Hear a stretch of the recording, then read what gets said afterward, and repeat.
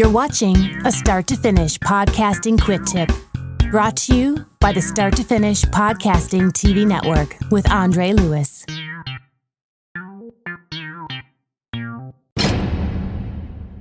Hey, this is Andre Lewis coming to you from the Start to Finish Podcasting TV Network. And today we are going to talk about a double ender. So, a double ender in the podcasting term is pretty much when you're interviewing someone and they're not local. You're doing a remote interview. They're on one side of town or another city or wherever they may be, and you're on the other side of town where you may be, and you guys pretty much each record your own video. So that person that you are interviewing in California, he's recording his side of the audio. You're recording your side of the audio. And once you finish the interview, he sends you his audio. You put that audio on the same track as you line it up and do your editing, put it on the same track. And then you have one interview, and it sounds like that person is right there interviewing you in the room.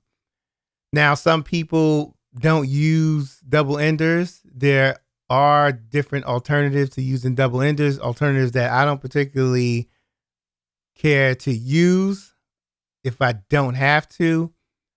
You can interview somebody using Skype. I've used Skype before. You can use Zencastr, you can use Zoom, there's a whole bunch of different things you can use. But I don't particularly use Skype that much if I don't have to. I've had an issue with Skype at one time, and I'll tell you real quick. I was interviewing someone and the interview was great, but their voice kept going in and out, in and out, in and out. I was losing the signal. I had to stop sometimes. Sometimes we had to start over at one section because we were losing the signal, and it just wasn't good. It wasn't good for me. It wasn't good for the person I was interviewing. It got to the point where we couldn't even use the interview. The audio was no good. We just kept having to start over. The content was good, but the audio was terrible. So we wind up rescheduling. We never actually came up with another date to do it. But when I used Skype, it just didn't do good for me. So using a double ender where someone is recording their side of the audio and you're recording your side, it's a lot better because, for one, you don't need an internet connection to do a double ender.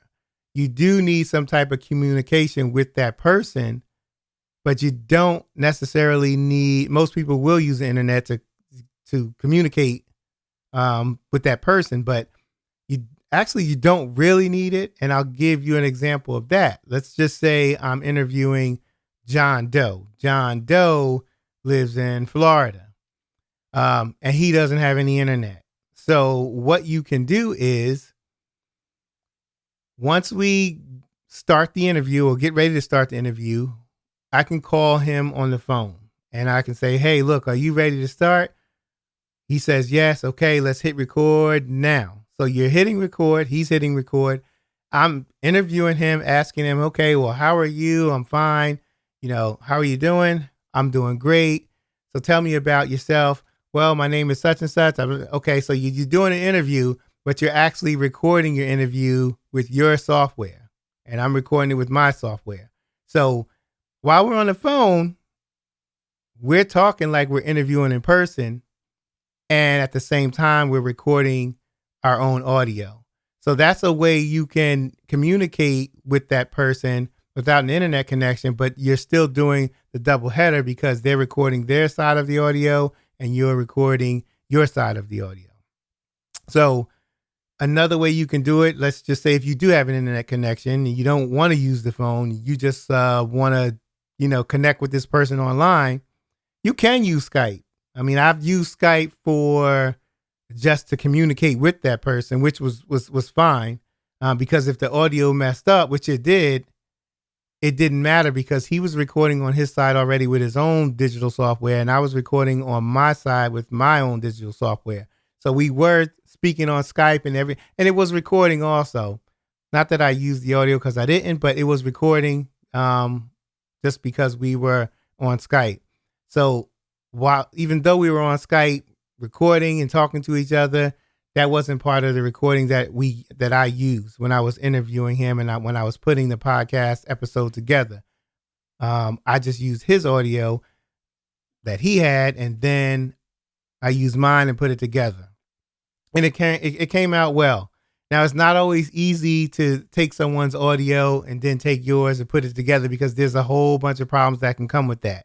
So, and one of them is if the person is not tech savvy and doesn't know how to configure audio, it could be bad. It could be a whole bunch of work for you trying to fix it. And some of that stuff you can't fix. Some of that stuff, depending on how they record it, if it's baked in, there's no way you're going to get that sound or that whatever that you're trying to get rid of. There's no way you're going to get rid of it because it was recorded that way. So when you're recording a double ender, you have to make sure that person actually knows audio settings for podcasting. Make sure they know what they're doing. You want to make sure that they have a pretty good microphone, and good equipment to get good audio. I've interviewed some people who didn't have very good audio when I first started podcasting, and I've learned very quickly not to do a double ender with just anybody. It's best that you do it with someone who knows what they're doing with audio. Just make sure that their settings, and you will probably tell if they're good with audio or not. I mean, you don't have to ask them. You can look at you can listen to some of their audio if they have a podcast and just, if it sounds good, they know what they're doing. If it sounds bad, then you might have a problem doing a double ender because fixing that stuff is just no joke, and if they're too low and you're at a good level, you're going to have to bring his level up.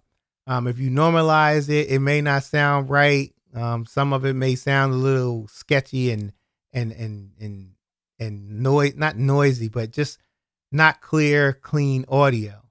So that could be an issue when you do a double ender. If they don't know what they're doing, you might have a lot of problems with fixing the audio. Like I said, also, you want to make sure they have a good mic technique also, because if they're too close to the mic or too far, that too will cause you problems when you're going to fix it in post-production.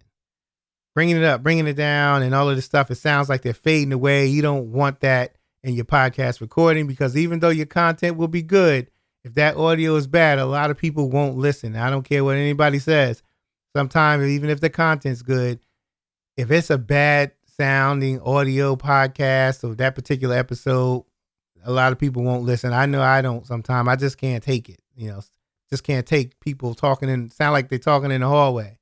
So when you do a double ender, you want to make sure that you're doing it with someone who knows what they're doing. Okay. If you choose not to do a double ender, like I said, there's always other alternatives. I don't know if they're better than a double ender. I don't think so, because it would be over the internet, but there's other alternatives. So you have the Zencaster, I believe. You have Zoom. You have Skype. I don't particularly care for Skype too much, but that is available. So that's how you do a double ender. There's really nothing else to it. And also when they do that one more thing, when you do a double ender, sometimes when they email you the double ender their audio, you might want to get a Dropbox account. So that way you can share your Dropbox account, one particular file, a folder that they'll put their audio in. So that way, you can just say, hey, just drop it in Dropbox and, I'll get the audio, because emailing it could be, you can get you can have issues with emailing it and all that. But if you keep it in your Dropbox, you never lose it. Everything's fine. You have access to it, and it works out. So get a Dropbox account. That might help you out. I'm not an affiliate of Dropbox. I don't even know how they make their money, but it's just what I use. So, and that's it. That's all I have for today. If you have any questions about doing a double ender, you can email me at starttofinishpodcasting@gmail.com. If you have questions, period, you can email me at starttofinishpodcasting@gmail.com. Thank you again for listening. I hope you've learned something from this. If you have a video that you want me to do, if you have a topic matter, please email me. I'll be glad to do it. I'm open to answering questions. Thank you so much. I appreciate you. Have a good day. Thank you for watching the Start to Finish Podcasting TV Network.